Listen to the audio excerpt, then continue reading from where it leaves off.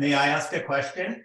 Mm-hmm. So you just said you have a neurologist that is great, and I'm very curious how you would define a great doctor. Edith said a good relationship with a doctor. I'm wondering how important that is, if it's about technical skill. Just very curious what you mean, because you always see these ads, the best doctor.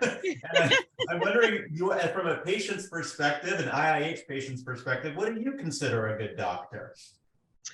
So for me, I definitely would say a good doctor is someone who takes the time to listen to me and understand my story.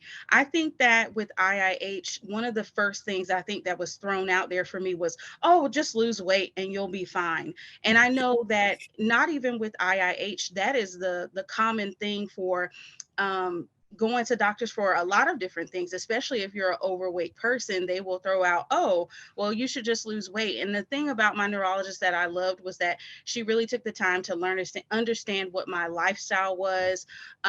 She was great to talk to. Like, I think one of the things about me, I love to laugh. So if I can go into your office and we can laugh together, that tells me a lot about who you are, just like in general. And I can go in there and we can laugh together. But more than anything, she takes the time to understand my lifestyle. She actually remembers me when I come back to her office, and she's like, okay, so what you doing with your social media and all this sort of stuff. But also, she really takes the time to understand if I do have a flare up. We talk about it in depth.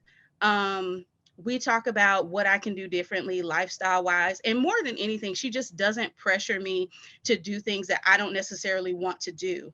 And I think that's the biggest thing. She makes sure that I'm well cared for, but that I'm also comfortable as she's giving me information that could be helpful.